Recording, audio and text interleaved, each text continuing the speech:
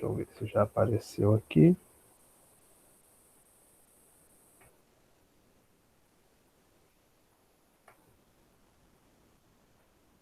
Ok.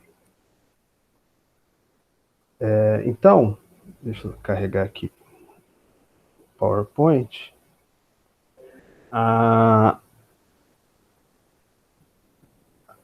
Um dos nomes mais importantes aí da poesia, né, do século XX aqui no Brasil vai ser justamente Carlos Drummond de Andrade, tá? Ao lado de poetas como João Cabral de Melo Neto, ele é considerado um dos grandes nomes aí da nossa poesia. E, e diferente do que a gente vê em Cecília Meirelles, né, que tem uma obra mais intimista, retomando aí alguns traços do simbolismo, né, a questão dessa sondagem interior. No Drummond nós vamos ter um poeta extremamente antenado aí com os problemas da modernidade, né? Já falamos aí que a geração de 30 é uma geração que passa aí por uma série de turbulências históricas, né? Aqui no Brasil, no caso, a ditadura Vargas, né? No caso da Europa, o prenúncio aí da Segunda Guerra Mundial, e o Drummond vai ser um desses nomes que vai atrelar aí o material literário ao material histórico, tá? Da obra do Drummond, o que nós temos aí selecionado para o vestibular é o Alguma Poesia, que é o livro de estreia dele, que sai justamente em 1930. Tá? O Drummond tem uma obra muito vasta, não só na poesia, mas na prosa, né, no campo dos contos, das crônicas, mas é sobretudo na vertente poética que ele acaba se tornando, tendo um reconhecimento público mais imediato, tá? Então nós vamos começar falando sobre essa obra em especial, né, que a gente já perdeu aí um tempinho da aula, e aí se der tempo a gente passa para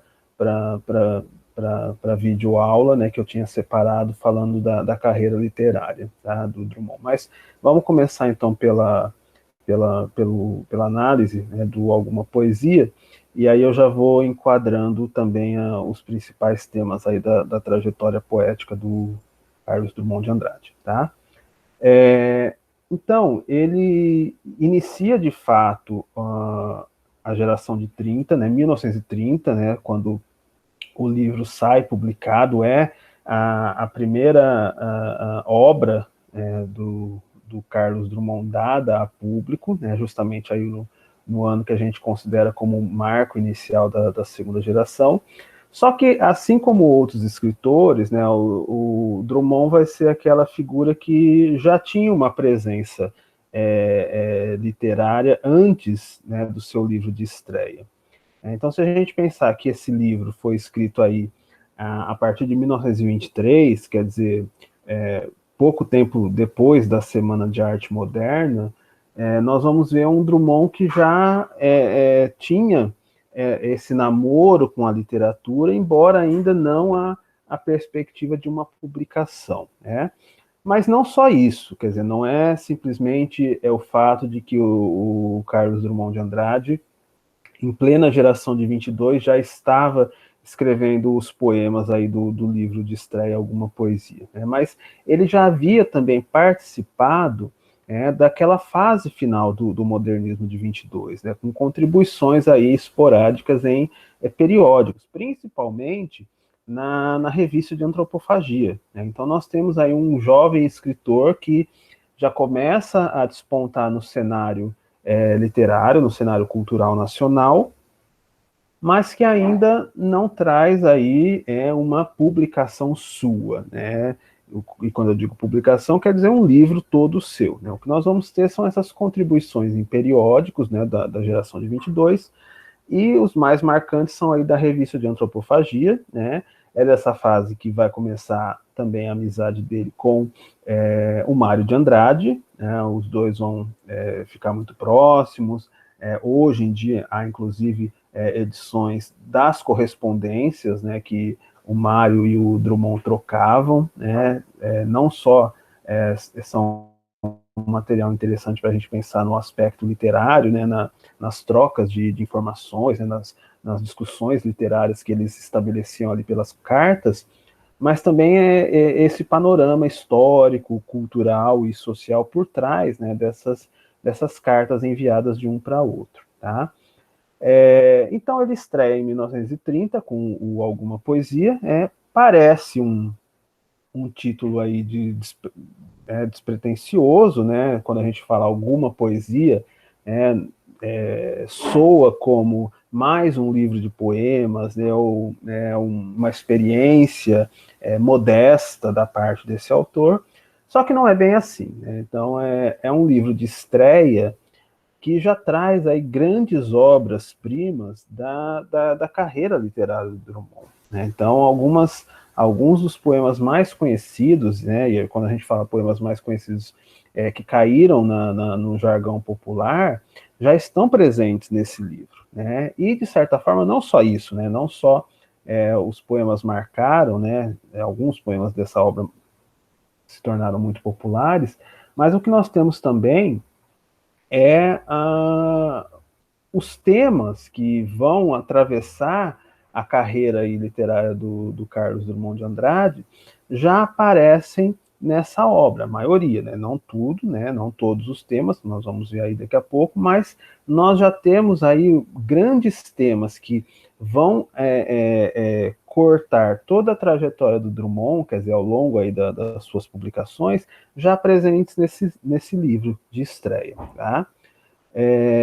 O que nós temos aí de novidade, né, nos poemas de alguma poesia, esse uso da linguagem coloquial, né, do epigramático, né, no sentido da poesia breve, da sátira, do humor, mas um humor, né, vamos lá, um humor crítico, um humor mais ferino, porque justamente, né, o Drummond vai ser o grande nome aí da poesia crítica da geração de 30, tá? Bom, no final da sua... Bom, antes da gente falar dos temas, né, esse poema aqui, né, No Meio do Caminho Tinha uma Pedra, que está já presente no Alguma Poesia, ele é uma peça das mais conhecidas aí da obra de Drummond, né? Virou, inclusive, expressão popular, né? A pedra no meio do caminho, né? E aí, automaticamente, a gente remete a esse poema, né? A essa imagem da pedra que o Drummond nos traz. Então, vejam, né? Parece, deixa eu voltar aqui, acho que eu fechei a janela, parece um poema muito jocoso, né, muito simplista, coloquial, quase prosaico, mas ele tem uma beleza de construção estética que só consegue enxergar quem faz uma leitura mais profunda, né, do que está sendo dito aí no poema. A princípio parece que é um conjunto de frases repetitivas, né? Vamos pegar aí o poema. No meio do caminho tinha uma pedra. Tinha uma pedra no meio do caminho. Tinha uma pedra no meio do caminho, tinha uma pedra. Nunca me esquecerei deste acontecimento na vida de minhas retinas tão fatigadas. Nunca me esquecerei que no meio do caminho tinha uma pedra. Tinha uma pedra no meio do caminho tinha uma pedra. Então vejam, primeiro, quem bate o olho aí no poema, né, e não está inteirado aí com a teoria literária, vai falar assim, ele se repetiu, ficou escrevendo a mesma frase, né? O poema é circular, volta no mesmo aspecto, é uma linguagem muito prosaica, alguns podem falar assim, é muito bobinho, né? Como que um poema desse, né, pode ter sido escrito pelo Drummond? Mas aí nós temos que pensar no material formal, quer dizer, como que ele constrói, as imagens que ele constrói a partir da linguagem, né, do poema, e da própria organização do poema na página. Tá? Então vamos lá. Né? A imagem central é a pedra no meio do caminho. Tinha uma pedra no meio do caminho, e a gente vai entender essa pedra como obstáculos, quer dizer, no meio do caminho da nossa vida, né, encontramos aí algum tipo de problema. Ele retoma, inclusive, aqueles versos lá atrás do Dante na Divina Comédia, né? No meio do caminho de nossa vida, encontrei-me em uma selva perdida, pois havia no meio do caminho de nossa vida, encontrei-me em uma selva escura, pois a via certa estava perdida. Isso vai ser retomado, nós já vimos lá atrás também na poesia do Olavo Bilac, né, do parnasianismo, o poema No Meio do Caminho, que ele vai falar do encontro e do desencontro amoroso, mas aqui nós não temos nada de sentimental, né? Não tem nada aí de, como acontece no poema do Olavo Bilac, né, que é a ideia do encontro e desencontro amoroso, né, ao longo da jornada da vida. Aqui nós estamos falando de um problema, né? Então a vida é uma jornada, é um caminho, e no meio do caminho tem uma pedra, um problema, tá? E aí vejam, né? Se vocês prestarem atenção no verso 3, esse verso ele cria um problema aí de coesão entre as partes, entre os versos que vêm antes e depois, no sentido de ele trava o sentido, o entendimento, né? O segundo verso, tinha uma pedra no meio do caminho. Tinha uma pedra, no meio do caminho tinha uma pedra. Então vejam que o verso 2 e o verso 4, eles têm sentido completo. Tinha uma pedra no meio do caminho. No meio do caminho tinha uma pedra. Invertemos a ordem, né, dos fatores aí, mas a expressão permanece. É o problema, o obstáculo no meio do caminho. O verso 3 não. Ele não, parece que ele não se completa nele mesmo, né? E aí é interessante a gente pensar, nessa questão semiótica e da imagem do texto, que se a gente pegar o final do verso 2, ele se completa no verso 3, né? Então, no meio do caminho, tinha uma pedra. E se eu pegar o começo do verso 4, ele completa o verso 3. Tinha uma pedra no meio do caminho. Então, vejam que o verso 3, ele se movimenta com o que, ele se liga com o que está antes, com o que está depois, mas ele sozinho não tem sentido.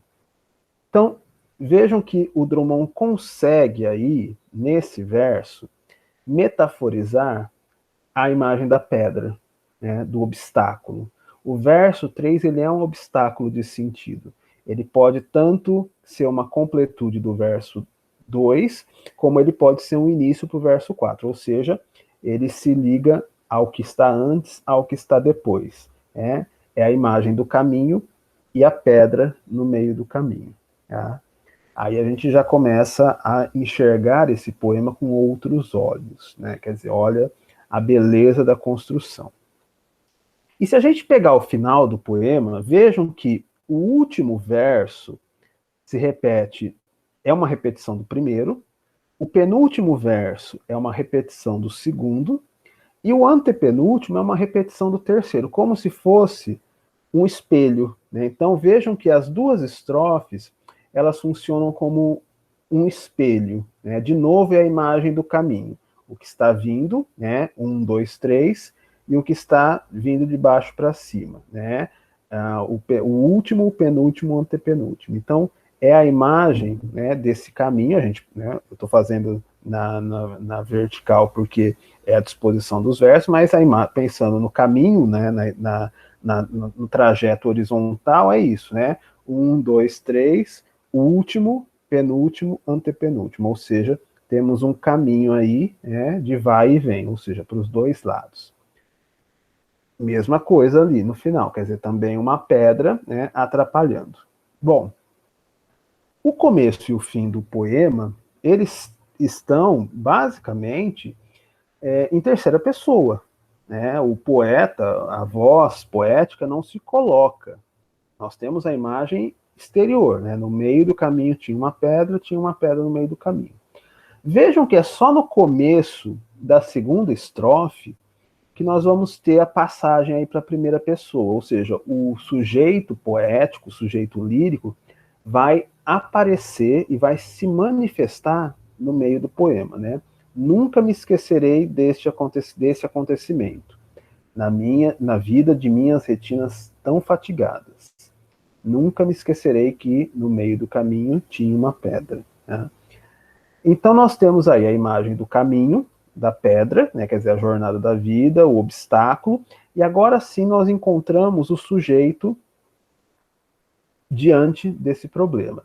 Vejam, o começo e o final do poema, eles estão em terceira pessoa, né? O começo espelha o final, o fim é um espelhamento do começo, ou seja, o sujeito não aparece. Onde está o sujeito? No meio do poema. Ou seja, metaforicamente, o sujeito está no meio do caminho. Então, quem é o sujeito? É essa pessoa que está no meio do caminho, no meio do poema. Então, temos o caminho, o sujeito e o caminho que continua, o começo do poema e o final do poema. Tá? Lembrem-se do verso 3, né? O verso 3 trava, né? Então tem uma pedra ali que trava o verso 3, né? A metáfora da pedra, então o verso 3 que se liga ao 2 e ao 4, e lá no final a mesma coisa, ou seja, o sujeito está no meio do caminho, né? E antes e depois dele tem uma pedra. Então, para qualquer lugar que ele se desloque, para o começo ou para o final, tem uma pedra ali atrapalhando, né? O verso 3 e o antepenúltimo verso que estão postos ali, né? E aí quem é esse sujeito? Esse sujeito é alguém que já vivenciou isso há tempos, né? Nunca me esquecerei desse acontecimento, né? A ideia do passado, na vida de minhas retinas tão fatigadas. Então essas retinas, esses olhos cansados, metaforizam aí não um cansaço físico apenas, mas um cansaço existencial também. A ideia de uma luta desproporcional. Né? Quer dizer, o homem é muito pequeno diante dos obstáculos da vida. Né? E aí essa pessoa que está no meio do caminho da vida, com obstáculos antes e depois, o que fica? Qual é a imagem que fica dele? Né? A vida das retinas tão fatigadas, quer dizer, o cansaço que não é só físico, mas que é também emocional, espiritual, mental, o que quer que seja. Tá? Então, não é pouca coisa o que esse poema representa dentro da carreira do Drummond. Agora a gente entende, né, consegue, pegando essas camadas mais profundas do texto, entender por que é uma peça tão querida, né, da obra do Drummond e por que ela é tão citada. Tá? De novo, né, a princípio, se a gente não faz uma análise mais detalhada, parece um poema muito ingênuo, né, muito coloquial, né, muito bobinho, mas nada em Drummond é despretensioso. Então, quando ele chega com o título Alguma Poesia, não é uma poesia qualquer. Então, é uma imagem bem humilde de uma obra singular, que, sim, é uma obra de estreia, né, mas que já traz aí peças emblemáticas da trajetória poética do Drummond, né, poemas aí muito conhecidos que já estão nesse livro de estreia. Tá? Bom, esse é só um poema, né, mas vamos pensar na obra como um todo. Tá? O Drummond é desses artistas que viveu muito, né? De novo, a gente situa aí a sua obra na geração de 30, né? Que pega aí 1930 a 1945, mas ele escreve muito além disso, quer dizer, ele vai morrer lá em 77, né? E até os seus últimos anos ele está produzindo, ele está inclusive mexendo na obra, reavaliando seus trabalhos. É o que a gente viu na última aula com o caso da Cecília Meirelles, né? Embora ela esteja na geração de 30, o Romanceiro da Inconfidência foi publicado só em 53, né? Quer dizer, já estamos aí em plena terceira geração modernista. Tá? O Alguma Poesia não, quer dizer, ele abre realmente a geração de 30, né, 1930, mas o Drummond, como escritor, quer dizer, a sua trajetória, ela não se fixa só nesse período aí de 16 anos. Quer dizer, ele escreve muito após esse período, né, a obra dele é muito vasta, mas esses anos aí, né, os anos heróicos da geração de 30, já são cenário aí para o surgimento das obras mais conhecidas, digamos assim, né? Alguma Poesia, Rosa do Povo, Claro Enigma, entre outros, tá? E no final da vida, né, quando já como, né, um nome reconhecido, como, né, referência aí de poesia, as obras do Drummond foram reeditadas, né, inclusive no formato aí de obra completa, e o Drummond ajudou nessas publicações, prefaciou, e ele mesmo, né, nessas organizações, não só de obras completas, mas de compilados, ele escreve alguns textos, alguns prefácios que já sinalizam essa visão que ele tem do conjunto da sua obra e dos seus temas. Tá? Ele próprio, né, elenca aí 9 temas que seriam em que nós poderíamos enquadrar qualquer uma de suas produções. Tá?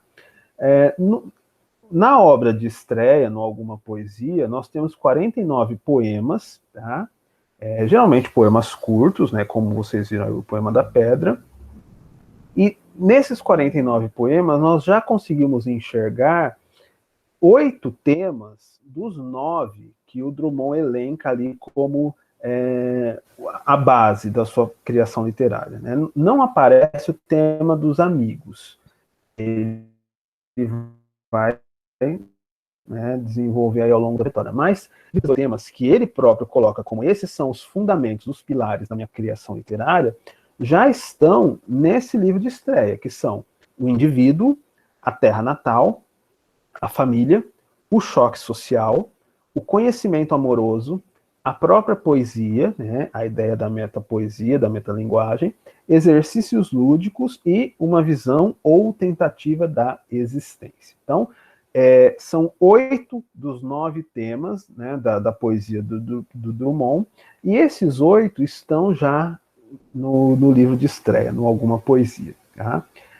Desses, eu separei aí os mais importantes, né, aqueles que acabam se ligando aos poemas mais conhecidos, e trouxe aí para vocês algumas análises, tá? Que é justamente o material que vocês têm ali na apostila, né? Eu deixei já separado todo esse material para vocês, não só os temas, mas os poemas, e aí algumas análises que vão ajudá-los aí na hora do estudo, tá? Mas então vamos pegar aí esses poemas e vamos analisá-los em função do tema predominante, tá?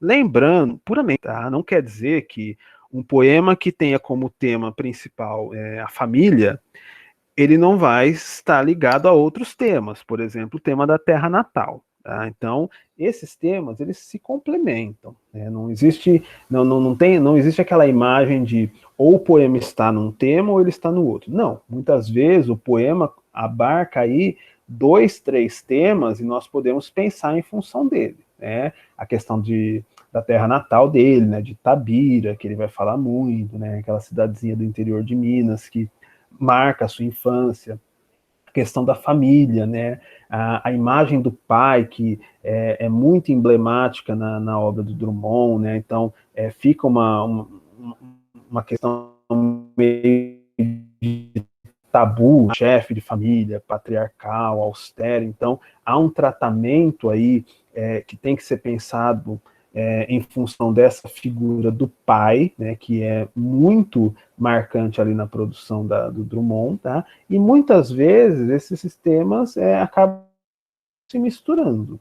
A questão do conhecimento amoroso, né, com o próprio exercício lúdico, e assim vai. Né? A gente pode, dependendo do poema que estiver sendo analisado, encontrar 2, 3 temas, e isso é muito natural. É uma divisão didática, ele próprio fala isso, mas não quer dizer que os poemas sejam só isso. Eles são várias coisas ao mesmo tempo.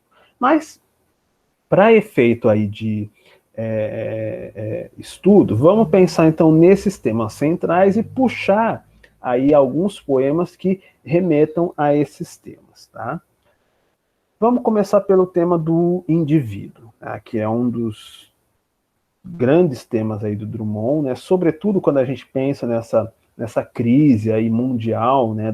da geração de 30, né, a Segunda Guerra, aqui no nosso caso o Estado Novo de Getúlio Vargas. Quer dizer, quem é esse indivíduo, esse sujeito diante do mundo moderno, né? Como que o Drummond constrói essa imagem do indivíduo perante essa sociedade do século XX. Tá? Desse tema, eu separei o poema de Sete Faces, tá? Que também, assim como o Poema da Pedra, é uma das obras mais conhecidas do Drummond, inclusive com versos, né, que a gente usa, independente de conhecer ou não o poema, tá? Mas vamos lê-lo, né? Esse é um poeminha mais longo, e aí vamos ver quais são exatamente essas sete faces do indivíduo moderno, tá? Tenho muito aí de biográfico, né, porque o sujeito do poema, né, se coloca como sendo o próprio autor, né? Quando nasci, um anjo torto desses que vivem na sombra disse: vai, Carlos, ser goste na vida. As casas espiam os homens que correm atrás de mulheres. A tarde talvez fosse azul, não houvesse tantos desejos. O bonde passa cheio de pernas, pernas brancas, pernas amarelas. Para que tanta perna, meu Deus? Pergunta meu coração. Porém, meus olhos não perguntam nada. O homem atrás do bigode é sério, simples e forte. Quase não conversa, tem poucos, raros amigos. E o homem atrás dos óculos o homem atrás dos óculos e do bigode. Meu Deus, por que me abandonaste se sabia que eu não era Deus, se sabia que eu era fraco? Mundo, mundo, vasto mundo, se eu me chamasse Raimundo, seria uma rima, não seria uma solução. Mundo, mundo, vasto mundo, mais vasto é o meu coração. Eu não devia te dizer, mas essa lua, mas esse conhaque, botam a gente comovido como o diabo. Então vejam que é muita informação, né? Por isso mesmo que o poema aí tem sete faces, né? São sete estrofes. Em cada estrofe, nós vamos ter uma face, uma perspectiva desse indivíduo, né? Que nós entendemos, né? Que tem aí um cunho biográfico, né? Já que o nome do indivíduo é Carlos, remetendo aí ao poeta Carlos Drummond de Andrade. Mas, né? Quais seriam então essas sete faces? Tá? Então, as sete faces desse poema exploram cada uma um aspecto diferente do eu todo retorcido em conjunto. Elas funcionam como se fossem as diversas perspectivas de um quadro cubista. Vejam de novo aí a retomada das vanguardas, né? Essa ideia de sete perspectivas de um mesmo sujeito, quer dizer, as sete faces seriam sete ângulos, não exatamente externos, mas pensando aí na questão da interioridade, da mente, da subjetividade, as sete perspectivas dessa construção singular que é o ser humano, né? No caso aí o Carlos do poema, tá? Em que o sujeito decomposto em suas formas, a partir de vários ângulos, é remontado pela junção de fragmentos descontínuos.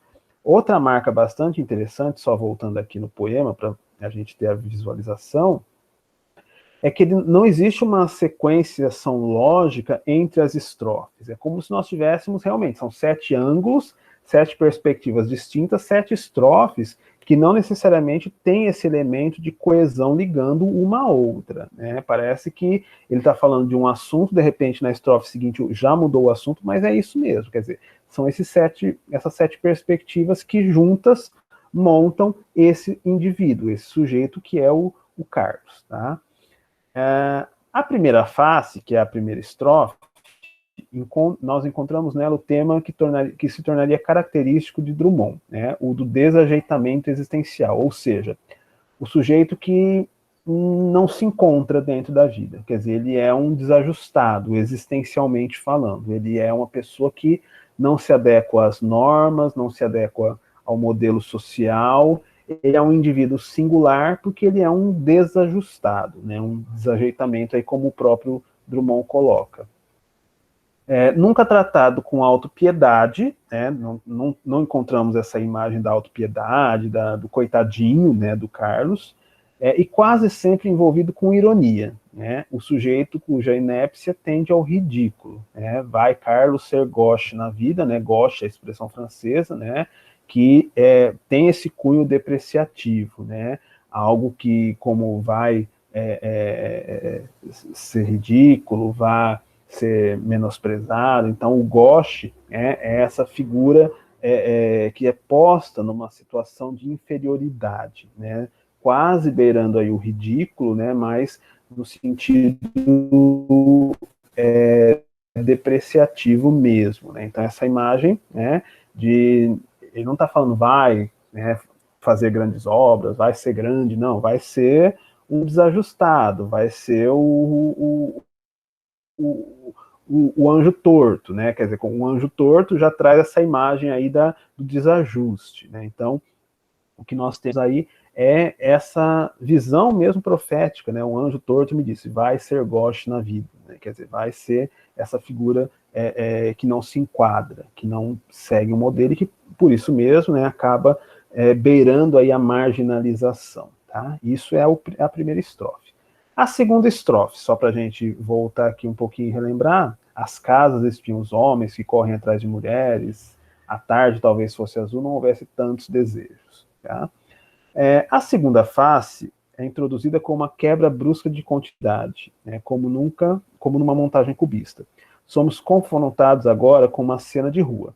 Aqui aparece outro tema constante na obra de Drummond, o desejo amoroso que transfigura o mundo e o sujeito. Então, daquela visão mais interior, né, do gauche, né, do desajustado, passamos a uma cena externa. E aí, obviamente, né, já fazemos um link com outro tema importante em Drummond, que é a questão amorosa, né, que também vai ser uma tônica aí da sua poesia. Vamos falar desse tema especial daqui a pouco. Tá?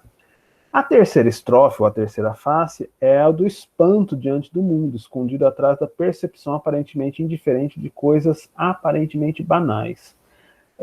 Vamos ver aí a questão da ausência de vírgulas, né, que é um expediente modernista, aliás, não só na terceira estrofe, mas vários momentos do poema nós não temos pontuação, né? A contraposição entre o coração e os olhos parece exprimir um conflito entre o sentimento e o desejo, né? Então agora esses dois movimentos, sentimento e desejo, que se instalam aí na figura do sujeito. A quarta estrofe apresenta o confronto com o outro, né, o sujeito desajustado contra o homem convencional, o burguês forte, sério e seguro. Então, tem uma questão aí de postura, de classe também, quer dizer, esse burguês, esse capitalista, esse homem do mundo dos negócios, do dinheiro, em contraposição à visão do artista, né, quer dizer, o homem mais sentimental, mais ligado ao emocional, que enxerga a realidade a partir de um outro prisma. Então, esse contraponto entre essas duas imagens. A quinta estrofe expõe o indivíduo abandonado por Deus, também um tema frequente aí nas literaturas, né, de épocas de crise, né, e de crise de crenças e de valores tradicionais. Então, de novo, esse contexto, né, do Estado Novo, da Segunda Guerra que viria logo pela frente, quer dizer, o que a gente enxerga já é um sujeito, um poeta, que prenuncia, né, esse estado de coisas. E aí essa imagem do indivíduo abandonado no mundo, indivíduo abandonado por Deus, que fica aí à mercê da sua sorte. Tá? A sexta face reintroduz o tema do espanto diante do mundo, né? Mundo, mundo, vasto mundo, se eu me chamasse Raimundo, seria uma rima e não uma solução, e acrescenta anotações novas, né? A condensação do ceticismo, do esteticismo e a gigantesca afirmação emocional do sujeito, né? Também tem quando ele fala, essa seria uma rima e não uma solução, de novo, é o poeta antenado com o seu material formal, quer dizer, o poeta que está pensando esteticamente o que é a poesia, né, e isso vai aparecer muito no tema da metalinguagem, né, dos metapoemas que Drummond vai produzir, tá? E essa afirmação também de cunho emocional do sujeito, né, essa visão aí do poeta, né, do sujeito poético como alguém de uma sensibilidade exacerbada que capta, né, esse desajuste, né, do mundo moderno. A última face, que é a última estrofe, né, negando ironicamente o arrobo romântico da estrofe anterior, o sujeito como que se desculpa de sua efusão emocional. atribuindo ao sentimentalismo causado por eflúvios lunares e etílicos, como se o que foi dito se devesse à emoção do momento e à bebedeira. Então, de novo, né, essa questão do apreço pelo modernismo, né, vamos só voltar um pouquinho ali no poema. Se a sexta face ou a sexta estrofe tem, né, esse viés mais romantizado, né, mundo, mundo, vasto mundo, mais vasto é o meu coração, vejam que a última estrofe já desconstrói essa imagem. Quer dizer, Drummond não quer passar essa imagem de si mesmo como um poeta romântico, porque de fato ele não é, ele é um modernista. E aí ele destrói, né, esse romantismo. Eu não devia te dizer, mas essa lua, mas esse conhaque, botam a gente comovido como o diabo. Quer dizer, por que eu me deixei levar por esses halos românticos, né? Porque eu bebi, porque eu fiquei olhando a lua, então quer dizer, foi um lapso, né? Eu não sou um romântico, eu sou um modernista, né? Então isso encerra o poema e aí nós temos realmente essa perspectiva das sete faces, né? Como os sete ângulos, né? Os sete vieses aí da construção desse sujeito moderno que é o sujeito poético, tá? Bom, outro tema bastante relevante aí na poesia do Drummond é a terra natal, né? A cidade, embora, né, Drummond passe boa parte aí da sua vida no Rio de Janeiro, né? A imagem de Itabira, né, daquela cidadezinha interior, pacata, com uma vida, um cenário onde parece que a vida parou, o mundo não evoluiu, isso volta continuamente à produção de Drummond, né? De novo, não é uma perspectiva romantizada, né? Não é uma canção do exílio, como o Gonçalves Dias, né? Ou a outra lá como que é o nome? Cassimiro de Abreu, né? Ó, que saudade que eu tenho da aurora da minha vida, da minha infância querida, que os anos não trazem mais. Então, não é exatamente essa visão sentimental, mas a imagem da infância e a imagem da terra natal, elas ganham uma perspectiva crítica dentro da sua poesia. Então, é aquela visão do poeta que volta o seu olhar em retrospecto aí para a aurora da sua vida, né? E aí a terra natal é importante, mas não é uma descrição idílica, como se, né, fosse realmente um espaço privilegiado ou uma romantização aí da Itabira de Drummond. Não, é uma visão crítica, né? Muitas vezes é jocosa, né? Ele faz uma sátira, outras vezes ele vai ter uma crítica mais contundente, mas, de novo, é esse olhar crítico com relação aí à imagem da terra natal do poeta. Tá? Cidadezinha Qualquer, né? É um dos poemas que mais representam bem aí a ideia que Drummond tem de Itabira, né? Casas entre bananeiras, mulheres entre laranjeiras, pomar, amor, cantar. Um homem vai devagar, um cachorro vai devagar, um burro vai devagar, devagar as janelas olham. Eita vida besta, meu Deus, né? Também outro verso muito marcante aí da criação de Drummond, né? Então, o poema, o elemento central é a construção do significado através de imagens, né? E aí as imagens que nós temos de Itabira, né? Casas entre bananeiras, mulheres entre laranjeiras, pomar, amor, cantar, e aí a segunda estrofe, essa ideia de vaguidão, né? De uma vida que passa muito devagar. O homem vai devagar, o cachorro vai devagar, devagar as janelas olham, né? E aí aquela conclusão contundente, né? Eita vida besta, né? Quer dizer, quando a gente pensa que ele vai trazer um viés mais romantizado, né? Dessa idílico, né? Dessa cidadezinha do interior, ele fala, ô vida besta, né? Então, de novo, o aspecto crítico. Não se trata de uma evocação lírica, pitoresca ou sentimental, mas de um epigrama crítico e irônico. Então, quer dizer, existe uma crítica aí, né?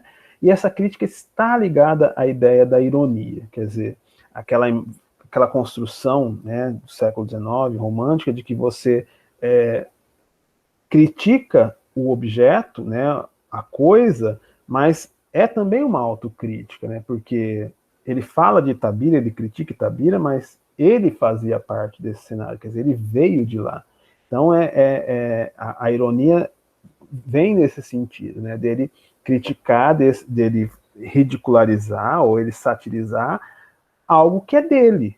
Quer dizer, ele veio desse cenário, ele passou a infância lá, então ele é parte dessa vida besta, né? Aí a gente enxerga essa construção irônica, quer dizer, você critica, mas também tem uma autocrítica, quer dizer, a crítica volta contra ele próprio, porque ele é parte desse cenário, né?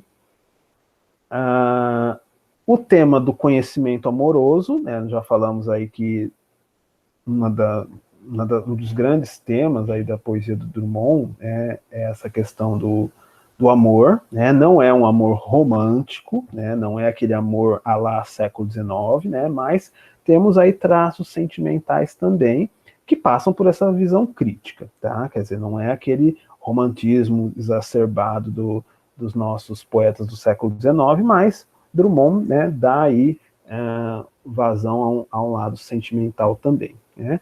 Quadrilha, né? Esse é um outro poema que a gente também imagina como sendo muito jocoso, né? Quase como se fosse uma brincadeira, mas existem sentidos escondidos aí nas camadas mais profundas que têm que ser pensados, né?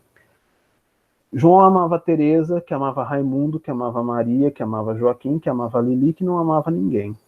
João foi para os Estados Unidos, Teresa foi para o convento, Raimundo morreu de desastre, Maria ficou para a tia, Joaquim suicidou-se e Lili casou com J. Pinto Fernandes, que não tinha entrado na história. Tá? Chega a ser cômico, né? Mas vejam a sutileza da crítica que Drummond faz aí a questão sentimental. Vamos pegar aí as ideias básicas, né? Então, a enfiada de desencontros amorosos que constitui essa engenhosa quadrilha é narrada através de associações ligadas aos nomes próprios, que constituem o principal material linguístico de que serve o poeta. Então, o que nós temos como referente desses personagens, que são muitos, são nomes, né? Não sabemos exatamente como eles são, né, o que eles fazem da vida, qual a ligação entre eles, mas temos nomes e a ideia de que um ama o outro, né? Só para a gente voltar aqui um pouquinho. João amava Teresa, que amava Raimundo, que amava Maria, que amava Joaquim, que amava Lili, que não amava ninguém. Tá? Então, o que temos aí são nomes.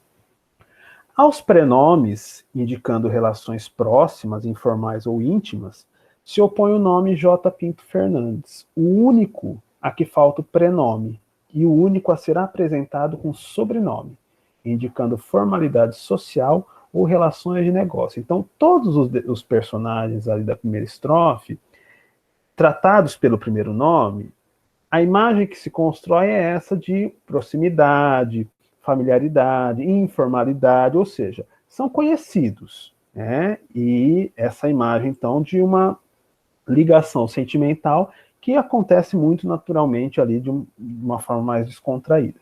Quando entra a segunda estrofe e aparece aí o J. Pinto Fernandes, aí o discurso muda. Quer dizer, J. Pinto Fernandes, primeiro, não temos o prenome, que marca aí os outros personagens, mas temos um sobrenome composto, né, Pinto Fernandes. Então, há uma ideia aí de elevação, né, de status social, ou mesmo, né, esse universo dos negócios, né, do capitalismo. Curiosamente, todos os prenomes menos Lili são explicitamente sujeitos do verbo amar e implicitamente do verbo casar. Tá? Lili é, ao contrário, sujeito do verbo amar, na negativa, não amava ninguém, e positivamente do verbo casar.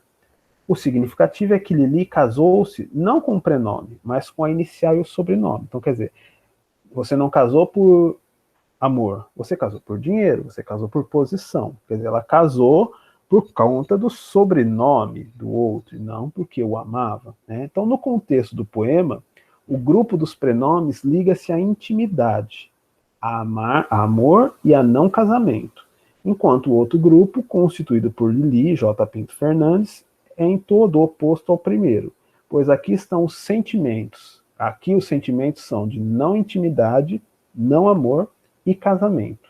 Então vejam que Drummond, singelamente, né, dentro desse poema, que poderia se enquadrar nos exercícios lúdicos tranquilamente, ele estabelece essa crítica entre o amor e o casamento, né, ou o amor como oposto do casamento, porque o casamento aqui é sinônimo de vantagem, de negócio, de status. Então, um universo, né, não se enquadra ao outro, né, não comunga ideias com o outro, e aí nós vamos ter essa distinção, né?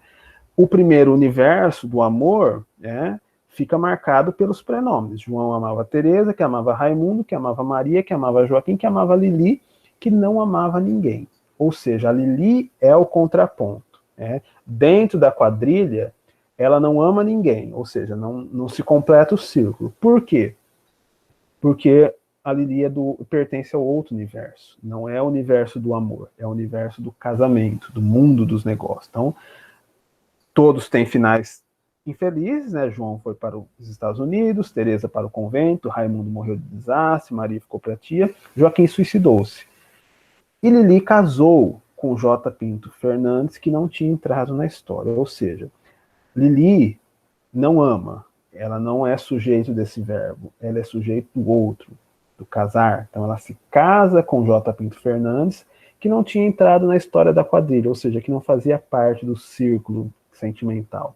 Então vejam que são os dois universos, o universo do amor e o universo do casamento, né? O universo do sentimento em oposição a um universo mais capitalista, do contrato de casamento, ou do casamento por interesse. Tá? De novo, parece um poema simples, mas vejam a crítica, né, que o Drummond traz dentro desse contexto aí. Né? E, para encerrar, que também nosso tempo já estourou, os exercícios lúdicos, né, que seriam aqueles poemas mais experimentais, em que a gente percebe uma brincadeira maior com a linguagem. O próprio quadrilha poderia ser enquadrado tranquilamente dentro dessa ideia dos exercícios de linguagem, né, dos exercícios lúdicos. Mas temos aí outros referentes. Por exemplo, o poema Política Literária. Né? O poeta municipal discute com o poeta estadual. Qual deles é capaz de bater o poeta federal? Enquanto isso, o poeta federal tira ouro do nariz. Tá? Bom, onde que está a brincadeira aqui da política literária? Né? Poemas que Drummond considera brincadeiras ou jogos com as palavras pertencem a essa esfera aí dos exercícios lúdicos. Nesse poema em especial, nós vamos ter uma sátira voltada para os costumes literários do país, né? O ciúme, o desejo de poder, a mesquinharia provinciana e ridícula. Então, vejam que ele faz uma brincadeira. Parece, né, que o poema é um espelhamento dessa esfera da vida política, né? O político municipal, o político estadual e o político federal. Então, com mais poder e mais dominação que o outro, quer dizer, o maior dominando o menor.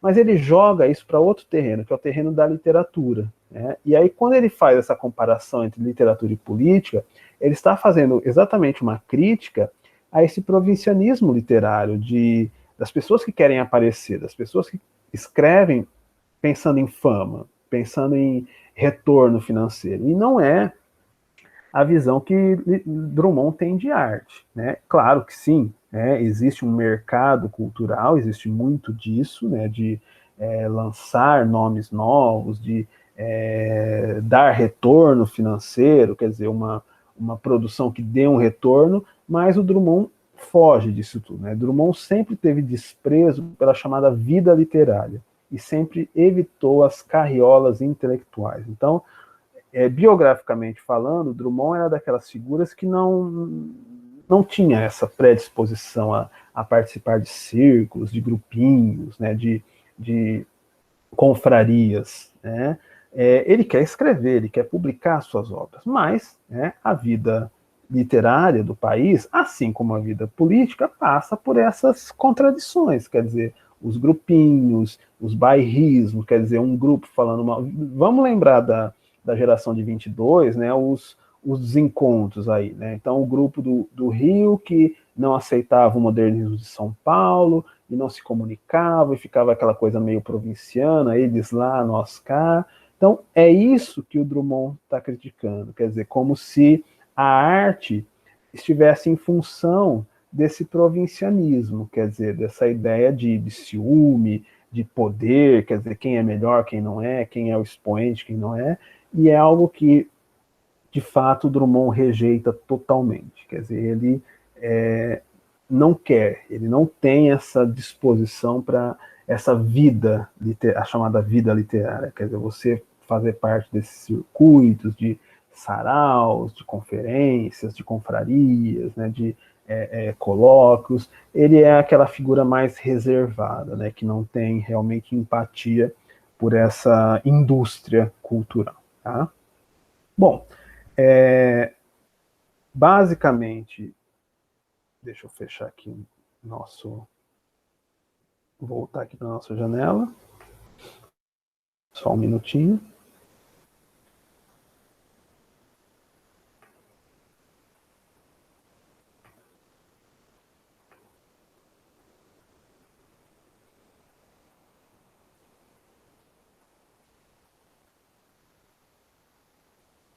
Teríamos muito mais.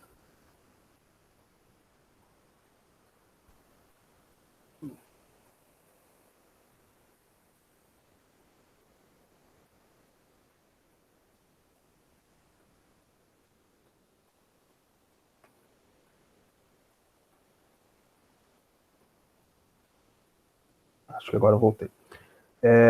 Como eu estava falando, teríamos muito mais para falar do Drummond. Né? Vejam que aqui ficamos apenas em um livro, né, no livro de estreia dele, já levantamos aí todas essas hipóteses. Tá? Então, realmente é um dos principais nomes aí da poesia brasileira, né? Se não é o principal, está entre, né? Há quem considere ele o principal, há quem prefira João Cabral, né? Isso aí é discutível, mas de fato, né? Ele é o grande nome da poesia da geração de 30, né? Por mais que a gente fale aí de Cecília, Vinícius de Moraes, né, entre outros, mas não dá para passar pelo estudo da geração de 30 e não se debruçar aí na obra de Carlos Drummond de Andrade. Tá? E agora, então, com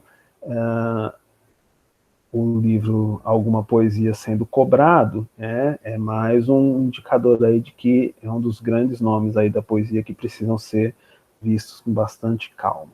Drummond sempre é cobrado nos vestibulares, né? Mas ora eles cobram Claro Enigma, ora Sentimento do Mundo, né? Mas agora vai ser o livro de estreia mesmo, né? Ou Alguma Poesia, e aí por essa análise, né, que nós trouxemos aqui hoje, você já tem uma visão assim mais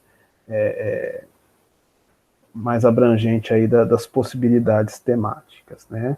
São 49 poemas, então é aquilo.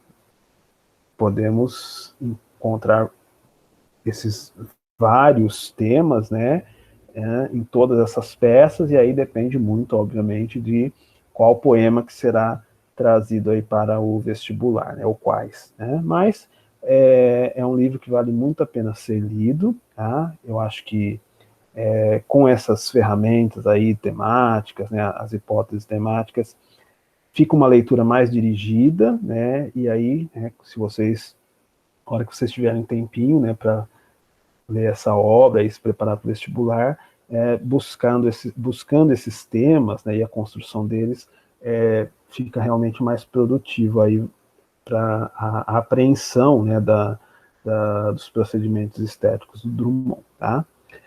É isso, então, né? Trazamos bastante hoje o final da aula, mas que infelizmente não dava para cortar e tivemos problemas aí no comecinho, tá? Queria abrir para dúvidas, perguntas, se ficou alguma coisa que não ficou clara, podem ficar à vontade, tá?